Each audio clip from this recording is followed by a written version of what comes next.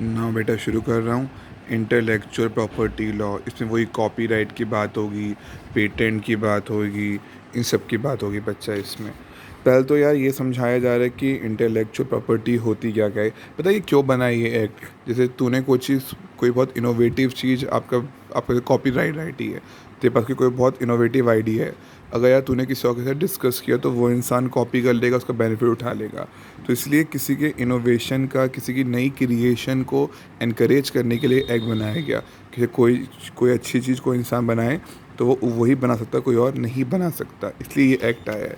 तो पहला पैराग्राफ कहता है, the abundant supply of goods and services on the market has made life very challenging for any business big or small। कहता है इतने abundant, मतलब इतनी ज़्यादा माल सप्लाई हो रहे हैं, इतनी ज़्यादा सर्विसेज हैं आज के वर्ल्ड के अंदर, in its ongoing quest to remain ahead of competitors, मतलब इतना ज़्यादा कंपटीशन है।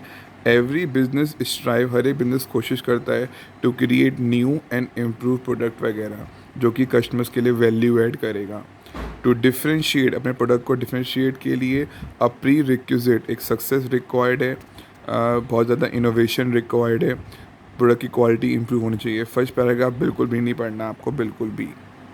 सेकेंड पैराग्राफ कहता है, in the current knowledge driven private sector enterprise prism different type of intangible assets हैं, a key subset which are label collective. अभी तक तो कुछ भी इंपॉर्टेंट नहीं है।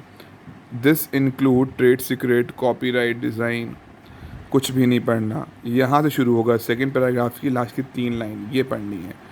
इंटेलेक्चुअल प्रॉपर्टी राइट एक एसेट्स है जो कि ट्रेडेबल एसेट है, जिसको आप खरीद बेच सकते हो, out of the product of human intellect, मतलब जो ह्यूमन की दिमाग है, इंटेलेक्चुअल्स हैं, उससे ये प्रोडक्ट बना है।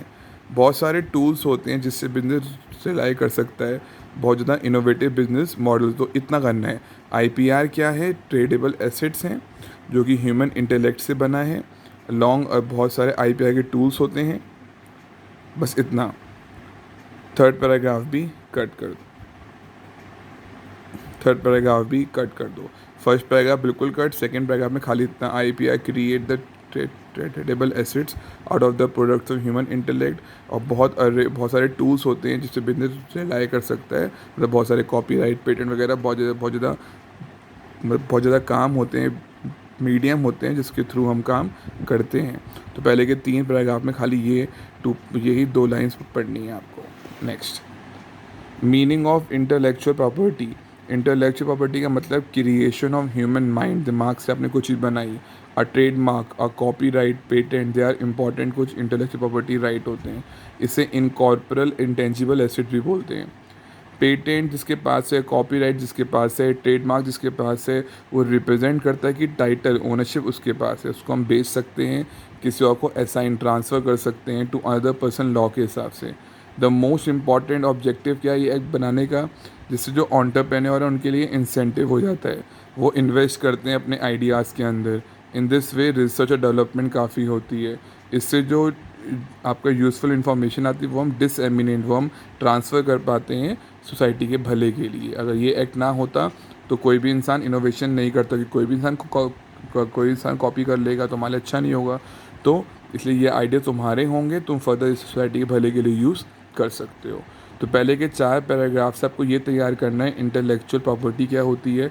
आप चाहो तो पहला, दूसरा, तीसरा, तीनों पैराग्राफ कट कर सकते हो, खाली चौथे वाले को याद कर लेना, what do you mean by intellectual property. पक्का? पेटेंट वगैरह, कॉपीराइट वगैरह, तो खाली ये याद, पहला भी पूरा कर, दूसरा पूरा कर, तीसरा पूरा कर, चौथा खाली इंटेलेक्चुअल प्रॉपर्टी क्या होता है ये आपको याद करना है। अब शुरू कर रहा हूँ कॉपीराइट।